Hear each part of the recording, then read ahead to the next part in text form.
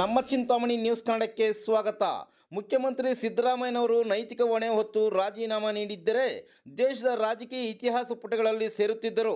ಮಾಜಿ ಶಾಸಕ ಜೆ.ಕೆ. ಕೃಷ್ಣಾರೆಡ್ಡಿ, ನೀವು ಯಾಕಂದ್ರೆ ನಿಮ್ಗೆ ಒಳ್ಳೆ ಹೆಸರಿತ್ತು, ಒಳ್ಳೆ ಗೌರವ ಇತ್ತು. ನಾನು ಸುಧಾಕರ್ ಅವರೆಲ್ಲ ಅಸೆಂಬ್ಲಿಯಲ್ಲಿದ್ದಾಗ ಸಿದ್ದರಾಮಯ್ಯನವರೇನಾದ್ರೂ ಮಾತನಾಡ್ಲಿಕ್ಕೆ ನಿಂತ್ಕೊಂಡ್ರೆ ಅವರ ಮಾತುಗಳನ್ನ ಒಂದೊಂದು ಮಾತನ್ನ ಕೂಡ ಇಯರ್ಫೋನ್ ಹಾಕೊಂಡು ನಾವು ಕೇಳ್ತಾ ಇದ್ವಿ.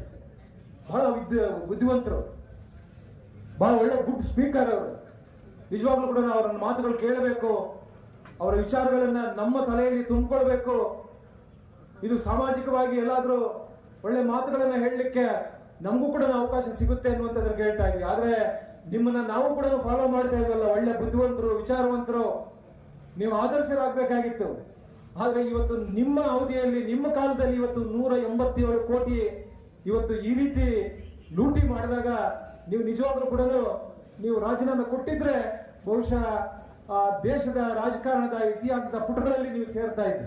ಯಾಕಂದ್ರೆ 83ರಲ್ಲಿ ರಾಮಕೃಷ್ಣ ಹೆಗಡೆ ಅವರು ಮುಖ್ಯಮಂತ್ರಿಗಳಿದ್ದಾಗ ಒಂದು ಟೆಲಿಫೋನ್ ಹಗರಣ ಬಂತು.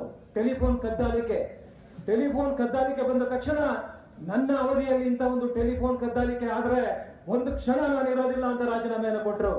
ಕೇಂದ್ರದಲ್ಲಿ ರೈಲ್ವೆ ಮಂತ್ರಿಗಳು ರೈಲು ಆಕ್ಸಿಡೆಂಟ್ ಆಗಿದ್ದಕ್ಕೆ, ಮಂತ್ರಿಗಳಿಗೂ ಪಾಪ ರೈಲು ಆಕ್ಸಿಡೆಂಟ್ ಏನ್ ಸಂಬಂಧ? ಆದ್ರೆ ನನ್ನ ಅವಧಿಯಲ್ಲಿ ಒಂದು ರೈಲು ಆಕ್ಸಿಡೆಂಟ್ ಅಂತ ಹೇಳಿದ್ರೆ, ರೈಲು ಆಕ್ಸಿಡೆಂಟ್ ಆಗಿದ ತಕ್ಷಣ ಕೇಂದ್ರ ರೈಲ್ವೆ ಮಂತ್ರಿಗಳು ರಾಜೀನಾಮೆ ಕೊಟ್ಟು ಹೊರಗೆ ಬರ್ತಾರೆ.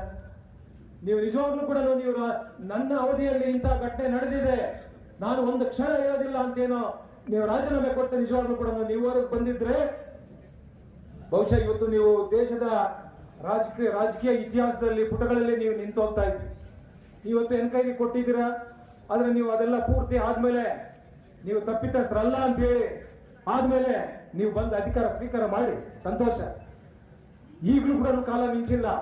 ಸಿದ್ದರಾಮಯ್ಯನವರು ಇನ್ನೂ ಅವಮಾನಗಳು ಬೀಳೋದಕ್ಕಿಂತ ಮೊದಲೇ ನೀವು ರಾಜೀನಾಮೆ ಕೊಟ್ಟು ಈ ಕರ್ನಾಟಕ ರಾಜ್ಯದ ಗೌರವವನ್ನು ಉಳಿಸಬೇಕು ಅನ್ನುವಂತ ಒತ್ತಾಯವನ್ನ ಈ ವೇದಿಕೆ ಮುಖೇನ ಇವತ್ತು ನಾನು ಮಾಡಲಿಕ್ಕೆ ಬಯಸ್ತೇನೆ.